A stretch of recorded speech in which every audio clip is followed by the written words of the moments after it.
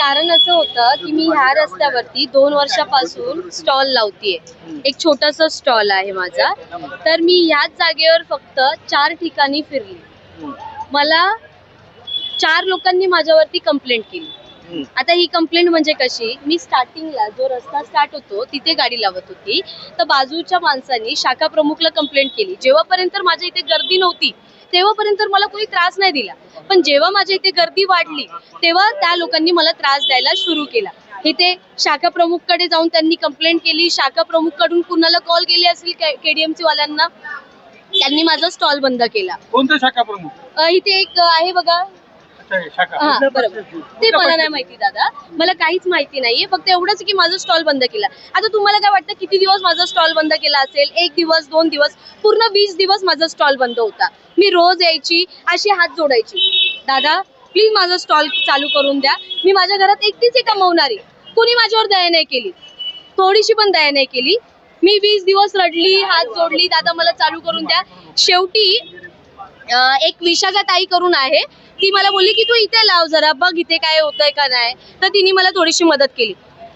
इथे लावली गाडी. कुठे? इथे याच्या पाठच्या लाका. काहीतरी हिंदी माणसांनी काय केलं मी तुम्हाला सांगते. त्या दिवशी मी स्टॉल लावला, दुसऱ्या दिवशी परत आली स्टॉल लावायला. मला वाटलं की आता चला प्रॉब्लेम सॉल्व्ह झाला असेल. त्या हिंदी माणसांनी काय केलं, मराठीवाले जे ऑटोवाले, जे मराठीमध्ये हिंदी असतात, कळलं ना तुम्हाला, त्यांनी काय केलं, ऑटोवाले आले, 200-300 ऑटोवाले आले. किती? 200-300 वाले ऑटोवाले आले, युनिटी आले.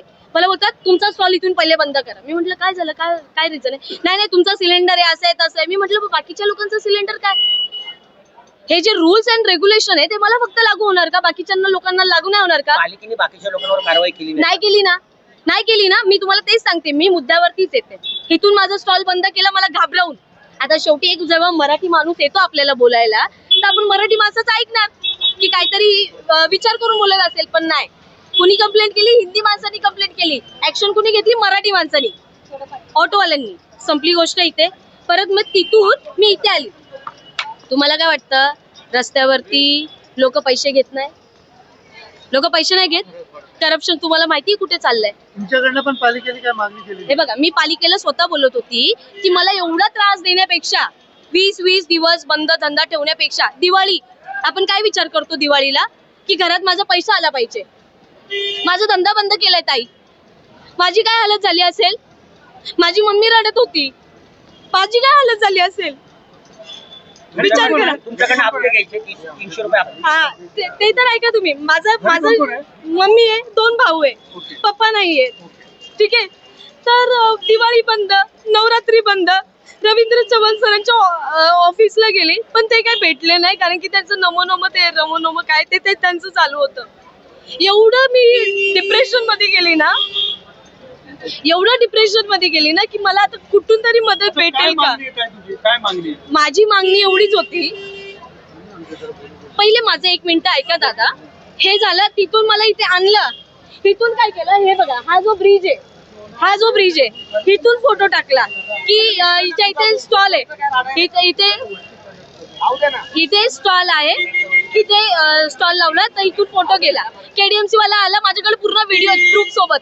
पाहिजे तर मी पण ते पण दाखवेन. हे तुझी गाडी तोडून टाकेल, गाडी काढ इथून. मुलीशी बोलायची ही पद्धत आहे. पण मराठमोळ्या डोंबिवलीमध्ये मराठी तरुणीला व्यवसाय करून दिला जात नाही. आता मला काय बोलला एक मराठी माणूस, काय बोलला जेव्हा मी या रस्त्यावर आली, मला काय बोलतो, 30 वर्षापासून मराठी माणूस झोपलेला का?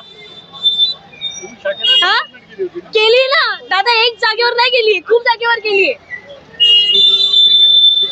हा, माझं म्हणणं काय, मी मला काय बोलले, परवा मी जेव्हा गेली 2 दिवसापूर्वी जे गेली मी वॉर्ड ऑफिसर कडे, तर मला वॉर्ड ऑफिसर काय बोलतो की 150 मीटरच्या आत कुणी गाडी नाही लावायची. 150 मीटरच्या आत कुणी गाडी नाही लावायची. सिलेंडर आहे तुमच्याकडे, स्फोट झालं. मी काय म्हंटल, माझ्या बाजूला फ्रँकीवाला आहे, त्याच्या बाजूला शॉर्मावाला आहे, हिचा 2 वडापाववाले आहेत, फ्रँकीचे 2 गॅस चालतात. हे कुठून आले? स्फोट माझ्याच इथे होईल. तुमची आता मागणी काय सांगा? मला दादा आले, दादानी खरंच मला खूप मदत केली. अविनाश जाधव जे आहे ते आमच्यासारख्या माणसांसाठी उभे राहणार आहेत. काल तुम्ही तर ऐकलंच असेल ते काय बोलले, बरोबर ना? मला काय बोलले, इथे तू टपरी टाक बोलले, इथे तू टपरी टाक. दादा बघा, माझ्याकडे पैसे नाहीयेत की टपरी मी लगेच उभं करेल. मला कुठून तरी लोन घ्यावं लागेल, कर्ज घ्यावं लागेल, मग मी टपरी उभी करेल आणि मी टाकेल. पायावर चाकू पडलाय घाबरून, इथून फोटो काढेल का तिथून फोटो काढेल का, पायावर चाकू पडलाय, उभं राहता नाही, तुम्हाला दाखवून देते ही खोल जखम आहे. तुमच्याकडनं पालिकेने काय पैसे मागितले का? कारण तुम्ही मी ते सांगितलं सांगते. 300 रुपये दिलेत. तर तेवढं मी एका मी तुम्हाला एक सांगते, मी पालिकेला बोलत होती, जेव्हा जे KDMC वाले येत होते, मी त्यांना बोलत होती की माझ्याकडून तुम्ही पावती घ्या जसं बाकीच्या लोकांकडून घेतात, जेणेकरून मला त्रास नाही होणार. तर ते बोलले नाही, तुझ्याकडून पावती नाही घेणार, तू आज पावती देशील, उद्या माईकवर बोलून दाखवशील, मग ही भीती दाखवली मला. हे बघा, पैसे घेतात, ज्यांचे मी नाव नाही सांगणार, सर्वांचे पोट आहेत. माझं लास्ट म्हणणं काय आहे माझं, हे जे सर्व जे कमवतात ना, हे लोक जे सर्व जे कमवताय ना, सर्व बिनधास्त कमवा, सर्वांना पोट आहे, तुम्ही करा. पण जर आमचं महाराष्ट्र आहे, पहिला हक्क आमचा आहे, जर आम्ही कमवत असेल ना तर आम्हाला पाठी खेचू नका. यांना चिकनचा वास येतो, या गुजराती लोकांना चिकनचा वास येतो की चिकन विकते. यांना हे नाही कळलं की मुंबईमध्ये येणार तर तुम्हाला पैसे कमवायचे, ते बरोबर कळलं तुम्हाला.